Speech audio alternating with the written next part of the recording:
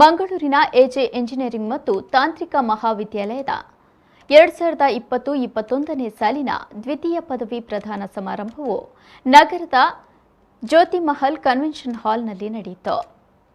ಮಂಗಳೂರಿನ AJ engineering ಮತ್ತು ತಾಂತ್ರಿಕ ಮಹಾವಿದ್ಯಾಲಯದ 2020-21ನೇ ಸಾಲಿನ ದ್ವಿತೀಯ ಪದವಿ ಪ್ರದಾನ ಸಮಾರಂಭವು ಅದ್ದೂರಿಯಾಗಿ ಜರುಗಿತು. ಇನ್ನು ಸಚಿವ ಎಸ್ ಅಂಗಾರ್ ಅವರು ಪದವಿ ಪ್ರದಾನ ನೆರವೇರಿಸಿ ಮಾತನಾಡಿದ್ರು.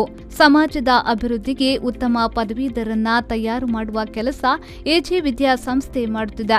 ಪದವೀಧರರು ವೃತ್ತಿಯಲ್ಲಿ ಉತ್ತಮ ಗುರಿ ಹಾಗೂ ಛಲವನ್ನ ಇಟ್ಟುಕೊಂಡು ಜೀವನದಲ್ಲಿ ಯಶಸ್ಸನ್ನ ಗಳಿಸಬೇಕು ಎಂದು ಹೇಳಿದ್ರು. ಇದು ಖಾಸಗಿ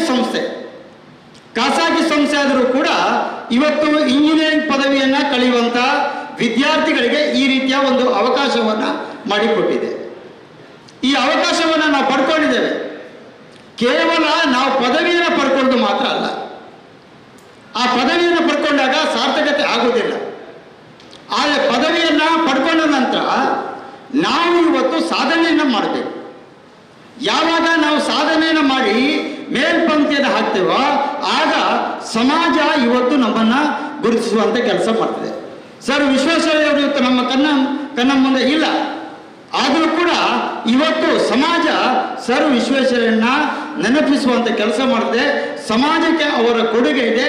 ಇವತ್ತು ಸಮಾಜದ ಪರಿವರ್ತನೆಯಲ್ಲಿ ನಾವೆಲ್ಲರೂ ಕೂಡ ಈ ರೀತಿಯ ಒಂದು ಪದವಿಯನ್ನು ಪಡೆದ ನಂತರ ಇವತ್ತು ಸಮಾಜದ ಒಂದು ಸುಧಾರಣೆಯಲ್ಲಿ ನಾವೆಲ್ಲರೂ ಕೂಡ ಆ ರೀತಿಯ ಮೇಲ್ಪಂಕ್ತಿಯನ್ನು ಹಾಕಬೇಕು. ತದಬಳಿಕ ಕಾರ್ಯಕ್ರಮದ ಮುಖ್ಯ ಅತಿಥಿಯಾಗಿ ಪಾಲ್ಗೊಂಡು ಮಾತನಾಡಿದ ಬೆಂಗಳೂರಿನ ಟಿಸಿಎಸ್ ಕಂಪನಿಯ cloud business unit town delivery ಮುಖ್ಯಸ್ಥರಾದ ಶ್ರೀನಿವಾಸ್ ರಾಮಮಚಂ ಅವರು ಪ್ರಸ್ತುತ ತಾಂತ್ರಿಕ ಹಾಗೂ ಸ್ಪರ್ಧಾತ್ಮಕ ಜಗತ್ತಿನಲ್ಲಿ ಎಂಜಿನಿಯರಿಂಗ್ ಪದವೀಧರರು ನಿರಂತರ ಜ್ಞಾನಾಭಿವೃದ್ಧಿ ಮನೋಭಾವನೆಯನ್ನ ಬೆಳೆಸಿಕೊಂಡು ತಮ್ಮ ವೃತ್ತಿಯಲ್ಲಿ ಸವಾಲುಗಳನ್ನು ಎದುರಿಸಿಕೊಂಡು ಉತ್ತಮ ಸಾಧನೆಯನ್ನ ಮಾಡಬೇಕು ಎಂದರು. So my best wishes to all the people who have graduated and working in various industries, but ensure that friends try to adapt the new technologies, whatever it comes to, whatever the industry you are associated today, be it be automobile manufacturing or any area wherever you are part of, you need to ensure that to adapt the new technology. Manufacturing, automobile, banking, healthcare, every area you can link these digital technologies. What these digital technologies, and I'll try to brief in a nutshell. We all know that without Panchabhutas we cannot survive, correct? We know what is these Panchabhutas, right? Same way in industry today, unless otherwise you are associated with one of these digital Panchabhutas, it will be difficult for us to survive.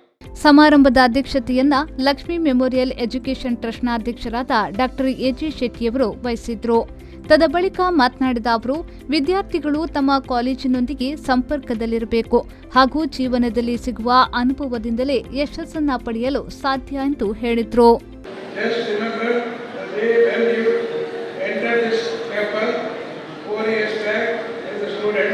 From different parts with the dream of becoming the engineer. Your and your parents' great dream is fulfilled. So today you are graduated and become a qualified engineer. I congratulate all the graduates, engineers successfully completed the courses. This convocation is a significant milestone of your academic growth. Successfully completed of your course in the matter of pride and joy for your teacher and the parents. The degree earned by you, the result of your restless hard work, immense dedication and enduring efforts of support of your faculty. Lakshmi memorial ಟ್ರಸ್ಟ್ನ ಉಪಾಧ್ಯಕ್ಷರಾದ ಪ್ರಶಾಂತ್ ಶೆಟ್ಟಿಯವರು ಪದವೀಧರರಿಗೆ ಪ್ರತಿಜ್ಞಾವಿಧಿ ಬೋಧಿಸಿದ್ರು. ಕಾಲೇಜಿನ ಪ್ರಾಂಶುಪಾಲರಾದ doctor Shantaram Rai ಸ್ವಾಗತ ಹಾಗೂ ಪ್ರಾಸ್ತಾವಿಕ ಮಾತುಗಳನ್ನಾಡಿದ್ರು.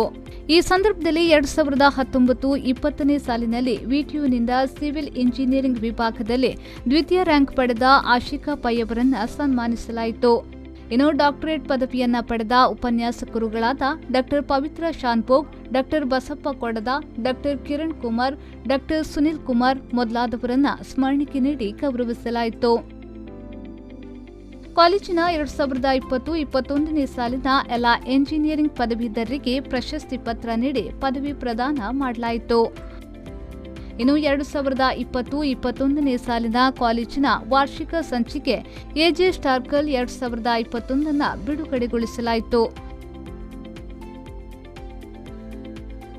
ಸಮಾರಂಭದ ಸಂಚಾಲಕರಾದ ಪ್ರೊಫೆಸರ್ ವಿನೋದ್ ಡಿಸೋಸಾ ವಂದಿಸಿದ್ರು. ವಿವಿಧ ವಿಭಾಗದ ಮುಖ್ಯಸ್ಥರು ವೇದಿಕೆಯಲ್ಲಿ ಉಪಸ್ಥಿತರಿದ್ದರು. ಉಪನ್ಯಾಸಕ ಎರಾಲ್ಡ್ ಡಿಸೋಸಾ ಹಾಗೂ ಉಪನ್ಯಾಸಕಿ ತೃಪ್ತಿ ಶೆಟ್ಟಿ ಕಾರ್ಯಕ್ರಮ ನಿರೂಪಿಸಿದ್ರು. ನಾಗೇಶ್ ಕಾವೂರು, ವಿ4 ನ್ಯೂಸ್, ಮಂಗಳೂರು.